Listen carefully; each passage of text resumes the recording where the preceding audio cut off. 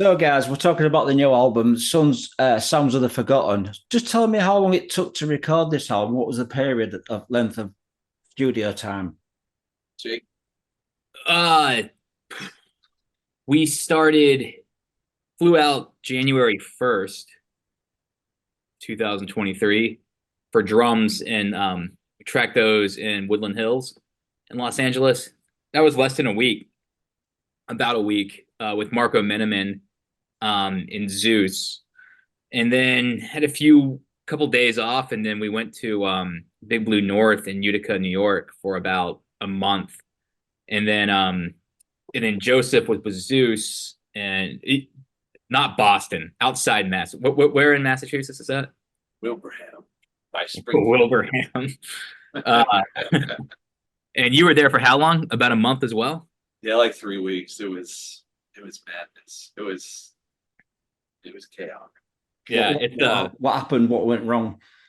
Nothing went wrong. It's just, we recorded, if you include the covers and bonus track, like an hour and 10 minutes worth of music. And it's just, there's so many layers to the harmonies and craziness for this record that it was, I mean, this was the most demanding vocal record, like in terms of the amount of time that it took to get everything down. I mean, I was singing almost every day. I think I took like 2 days off in that 3 weeks down in Zeus's dungeon. Yeah, that's we were that's in doing Seattle, yeah. Zeus has a dungeon. Yeah. we're doing your vocals, Joseph, are really like multi-layered on this album. You got like the King Diamond eeriness in your voice, and you got the Worrell in there. No disrespect to Worrell, rest in peace. He was a good friend of mine, Worrell, and it's just so many layers of vocals on there. I mean, it must have been hard for you, Jake, to do all the guitar and layers as well. Well, the guitar is much less. It's not a physical instrument at all.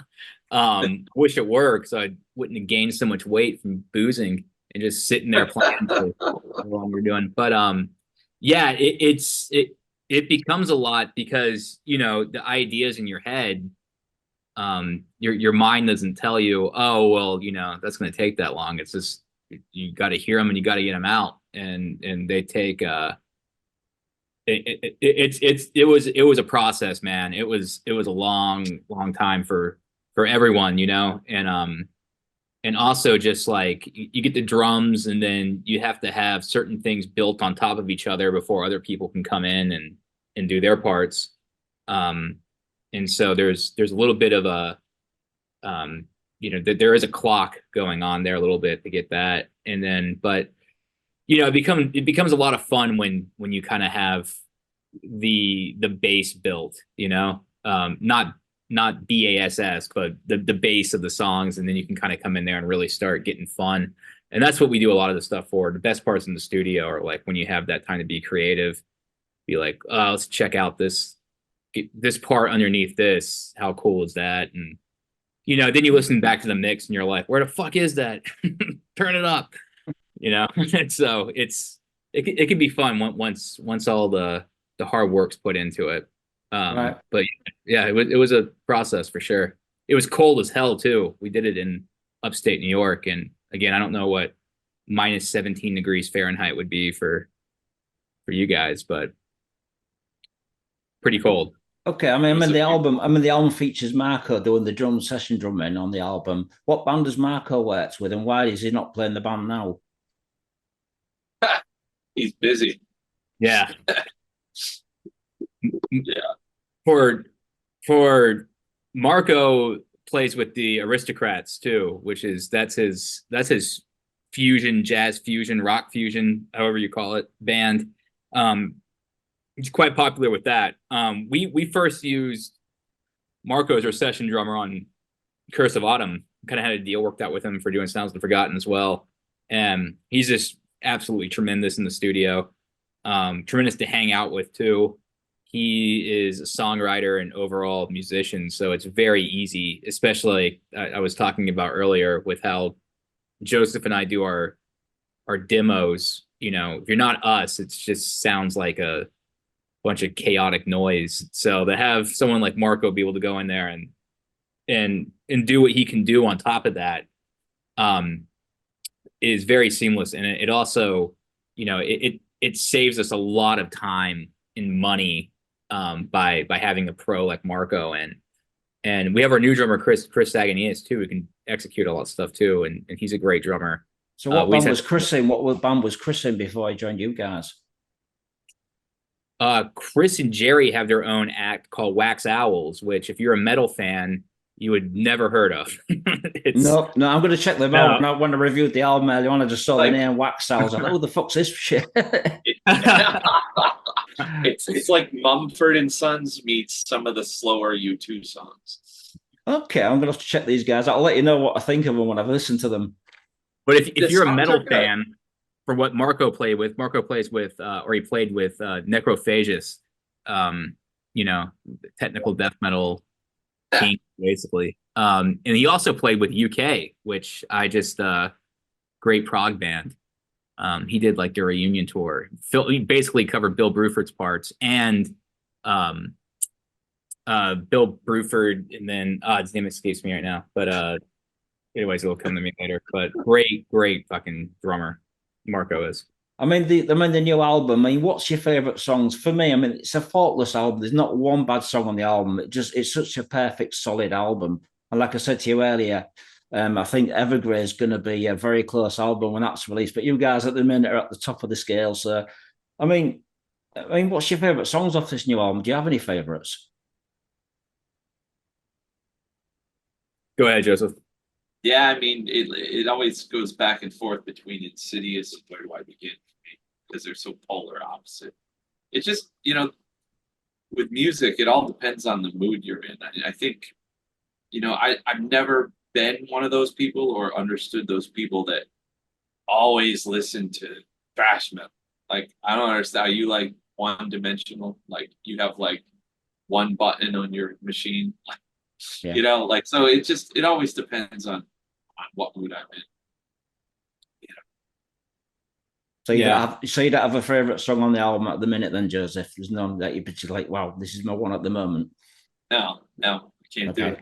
Okay, what about you, Jake? I like Ceremony of Fire a lot. I thought that one just is like Witherfall. If I were to show people that, it's got many moods to it. And then it's, you know, although it's kind of like a heavier song, there's a lot of feeling into it too. Dark feelings, which I like. I think the video is cool. But then I also like When It All Falls Away, which is kind of like what Joseph was saying about Where Do I Begin and Insidious, that When It All Falls Away is like such a different song than anything we've ever done. Borderline into like 70s rock territory, which when we talked about earlier in the interview, that's where a lot of our biggest influences come from. So I think it's cool too. It's just another branch, if you will, of Witherfall, of going into that. And I think it's cool to see that some of the people that are more into the heavier stuff also appreciate that song as well. So, but yeah, I mean, I don't think I could just pick one too. I also think, What Have You Done is also really cool. I think that one turned out quite well. Right, and so for me, how would you describe your music? For me, it comes across between progressive power metal with dark gothic elements. Would you agree? Well, I think the word power metal is a tough one. To me, power metal is American bands like Hellstar, Oma, not all this European shit. Yeah. The Americans invented power metal. Right. Well, yeah. I mean, like power metal, we don't sing about dragons and gnomes. Or unicorns. Yeah. Unicorns. Fairies. And, you know. We don't have like the major key stuff. So like choruses and you know, so I mean, it's just we call it dark melodic metal, which is kind of like you were to dark melodic progressive metal with I guess it's got influences. It goes all over the place. It's really hard to pigeonhole I guess it's got some gothic and some death metal in there as well, isn't it? That's what dark is. Dark kind of like encapsulates all that. Like, you know, power metal. That's the thing. Like, if you associate the words power metal with like early Queensryche, then like, yeah, maybe. Yeah. But if you know, like if you're thinking like Twilight Force, then probably not. You know. Nope. Yeah, it gets really tough because I think that whenever we have to be careful with it whenever we describe the band, because so many people now are very, they won't take the time to actually listen to it and form their own opinion on it. So if you want to describe the band as, oh, these guys sound more like early Queensryche, but then someone thinks it's Twilight Force, they're going to be like, well, fuck that, I'm not even going to check it out, you know? Yeah. And so and we're not knocking any of those bands, just saying that it's so different, but it goes into the same thing. So it's really difficult. We've had some problems with it here in the States with radio stations that see power metal come across their desk and they're like, trash can, and they think it's, you know, it's something. You don't do the due diligence to actually listen to it, and that's a whole other discussion too. But you know, yeah, but you can't expect people to do that. So yeah, it becomes a tricky one to put it under the genres, you know, because it's so many people have, because there are elements of death metal in the band, but we wouldn't call ourselves a death metal band, you know. Elements of there's Latin jazz into it, but you know, you're not going to go to a Chick Corea show and then when Witherfall opens up, you're going to be like, what the fuck are these guys doing here? I mean, you guys are pretty unique. I've never seen you guys live, but I'd love to see you live if you ever get the chance to come to the UK, without a doubt. We played the UK one time, but it was with the acoustic thing we were doing. We played London. But yeah, we need people just to, you know, tell the promoters that they want Witherfall. It's the best way to get it out there. It's kind of an old school method, but it's what works, you know? Right. So what sort of album reviews have you been getting for this new album? Reviews have been good, but we don't really care, honestly.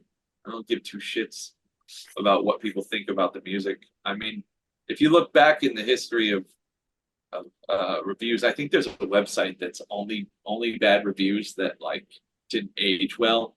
Like, what was that Rolling Stone review of Appetite for Destruction? Where they're like just trashing it, saying it was garbage and Axl couldn't sing and the guitars were like just trash and like, you know, it's reviews don't really matter so much to me. But all the reviews for this one have been like, well, you just gave it a 5 out of 5. You can't get any better than that. It's like we've been getting, you know, 9s out of 10s. I was bitching to someone the other day. I was like, damn it, I want like a perfect score. We got Jake is mad. We got an 8. No, what the annoying part about reviews is when someone that isn't even like doesn't listen to the record or has no knowledge of like singing, and then like, you know, they're like talking about the singing. You know, that stuff's annoying.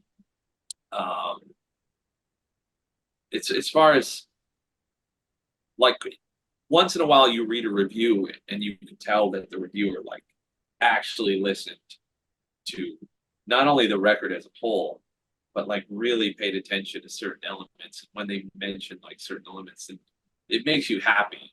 Like that's like kind of like what you want out of fans, you know, like that they actually absorbed the writing and gave a shit whether it made them vomit or, you know, it made them come. Like, it doesn't matter. Like, you know, that they actually let themselves open to it and got a real reaction, and not just like, I don't like the packaging, I don't like, it's power metal, oh, like that singer singing, I just like black metal, like, you know, like we want to see real reactions. Yeah, I like to be true and fair when I do an album review. Like I said, I've been doing album reviews for 35 years. So I listen to the albums, I listen to the styles and the influences, and I put it all in a review the best I can. Yeah, you can tell when it's done by someone that actually really does reviews versus people that are just they get a salary and they're like, okay, you pick this one out of the hat and you do it, and then it's just like they're just trying to make the deadline of 750 words. It's like you can see that. I guess being a band though, I'd rather have someone give me a 2-star review than a 5. Like that's just the worst ever. When you see something that's just like, it's okay, it didn't do anything for me one way. I'd rather have someone hate the record with a Right, passion. I'll do the redo the album review in a moment and give it 1 out of 5. How's that for you guys? No. I mean like out on a 10, 1 Yeah. out of 10, and if it's like, I'd rather it be like a 1 than like a 5 out of 10. A bullshit review, basically. Yeah, like rather than one that's just like a lackluster, like, it's a forgettable record. Like, Jesus, man, like you're just average. Like, no, I'd rather be you're constantly hate that band, or it's extremely good, like the 5 out of 5. Not saying I don't want a record to be great. I'd rather it be great than someone shitting all over it. But if you're gonna shit over it, shit on it. Don't just give it like a 5. For real, like have real reasons. Like one of the best things about having these little palate cleansers is sometimes it gives away that the person reviewing the record or writing about it doesn't know jack shit about. Like they didn't listen to it. They don't know what they're talking about. Like we had a pretty big publication review the record and said that one of the best song was like A Lonely Place, and that's that 1.5-minute thing where I'm doing that weird thing. I'm like, this motherfucker did not listen to the record. And this is like it's the biggest publication in the region. And we were like, oh, come on.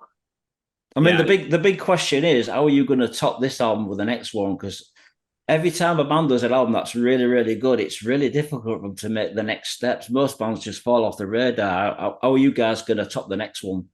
They've been saying that every time. They're like, how can they top Nocturnes? Oh, like Prelude was awesome. Like, every single record's been selling more and more. We have not had a fall off in sales. So that's good.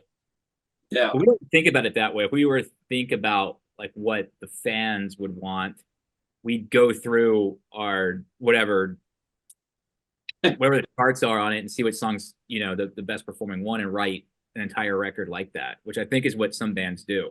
And I think that's where they go wrong, because you have to what makes the record good. And I think I fully believe that like the listeners can tell when the artist is really into the songs versus just phoning something in, or just being like, that's why you have filler on records, because they're trying to write something that the label says, oh, you got to have a song that's going to be able to get on the radio, or you got to have something that's going to be on the Spotify playlist, all that stupid shit.